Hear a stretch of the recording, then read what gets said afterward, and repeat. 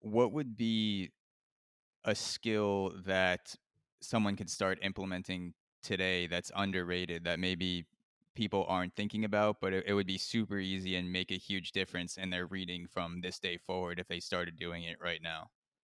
Right. I think what I hear from a lot of people is that they get often distracted while they're reading.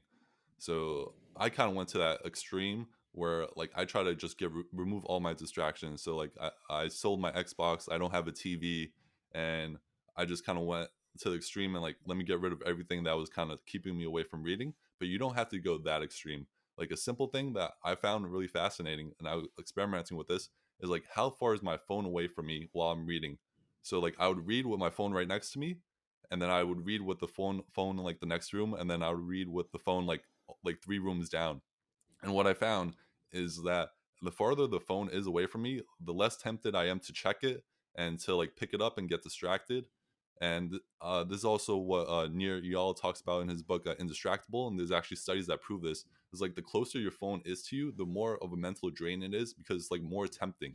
It's like that Yeah. temptation. Like let me check social media, let me check my email, and the closer it is, the easier it is to pick it up and just like let me take a quick look, and then then you fall down like social media rabbit hole or something. So really like one simple hack is just keeping your phone like two rooms down. Make sure it's like far away Yeah. from you. Turn off notifications, put it on silent, and just spend like 15 minutes or 30 minutes just reading. Just focus on reading, and then say to yourself, if you get that urge to check social media, say, okay, I'm going to check it, but after I'm done reading. And Mhm. it's only like 15 minutes of reading. Like nothing's crazy is going to happen. You're not going to miss some super important phone calls from the president or something. It's like just get in this habit of having this certain time. I call like book o'clock. Like if you want to get in shape, you make a schedule for like meeting with your fitness trainer, or if you want to meet your friends, it's like you pick a certain time to like meet up with them at a location, but no one makes a specific time for them to read. So like my book o'clock is like 11 p.m. to like 12 p.m. And like during that time, it's like no phones, no laptops, no devices of any kind. Like all I could do in that time is like read or go to bed. And so like just making a specific time to read, I think is super important. And like it's not that you have lack of time; it's really that it comes down to you have lack of priorities. So just to like restate, like keep your phone away from you while you're reading, and like pick a specific time to read every day, and kind of stick to that.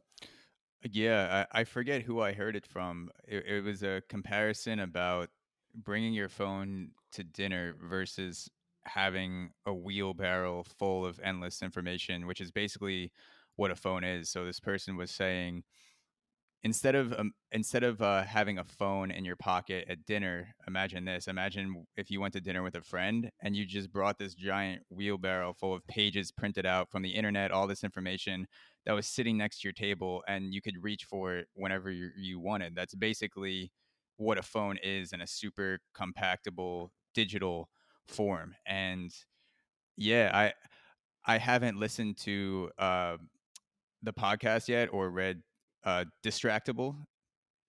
Is that Indistractable, yeah. Indistractable? Distractable is not what you want to read.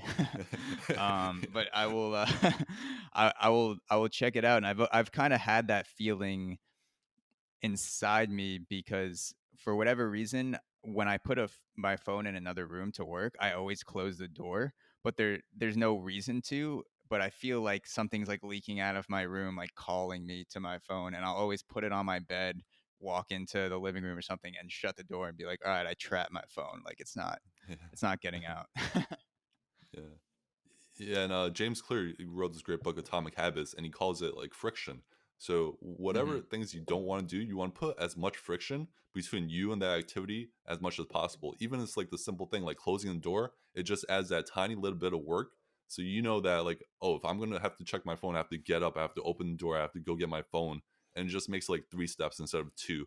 So you just want Hmm. to put as much friction between you and the activity you don't want to do as possible.